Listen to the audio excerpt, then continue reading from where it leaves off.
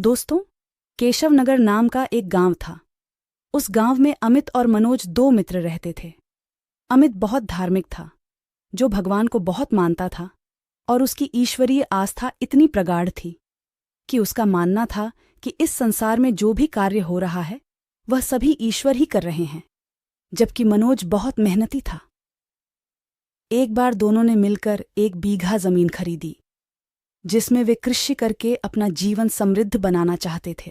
मनोज तो खेत में बहुत मेहनत करता, लेकिन अमित कुछ काम नहीं करता, बल्कि मंदिर में जाकर भगवान से अच्छी फसल के लिए प्रार्थना करता था।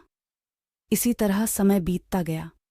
कुछ समय बाद खेत की फसल पककर तैयार हो गई, जिसको दोनों ने पास के हीरापुर बाजार में बेचने का निर्णय किया। दोनों ने बाजार ले जाकर फसल को बेच दिया और उनको अच्छे पैसे मिले। गांव पहुंचते ही मनोज ने अमित को कहा कि इस धन का ज्यादा हिस्सा मुझे मिलेगा, क्योंकि मैंने खेत में दिन रात एक करके ज्यादा मेहनत की है।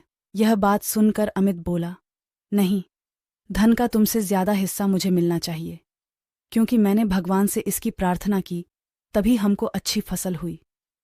भगवान के बिना कुछ संभव नहीं है। दोनों में पैसे को लेकर विवाद उत्पन्न हो गया। जब वह दोनों इस बात को आपस में नहीं सुलझा सके, तो धन के बंटवारे के लिए दोनों गांव के मुखिया के पास पहुंचे। मुखिया ने दोनों की सारी बात सुनकर उन दोनों को एक एक बोरा चावल का दिया, जिसमें कंकड़ मिले हुए थे। मुखिया ने कहा कि कल सुबह तक तुम दोनों को इसमें से चावल और कंकड़ अलग करके लाने हैं। तब मैं निर्णय करूंगा कि इस धन का ज्यादा हिस्सा किसको मिलना चाहिए। दोनों चावल की बोरी लेकर अपने अपने घर चले गए। मनोज ने रात भर जागकर चावल और कंकड़ को अलग किया, लेकिन अमित चावल की बोरी को लेकर मंदिर में गया और भगवान से चावल में से कंकड़ अलग करने की प्रार्थना की। अगले दिन सुबह मनोज जितने चावल और कंकड़ अलग कर सका, उसको ले जाकर मुखिया के पास गया, जिसे देखकर मुखिया खुश हुआ। कुछ देर बाद अमित भी आ गया। अमित वैसी की वैसी बोरी को ले जाकर मुखिया के पास पहुंच गया। मुखिया ने अमित को कहा कि दिखाओ तुमने कितने चावल साफ किए हैं। अमित ने कहा कि मुझे भगवान पर पूरा भरोसा है कि सारे चावल साफ हो गए होंगे।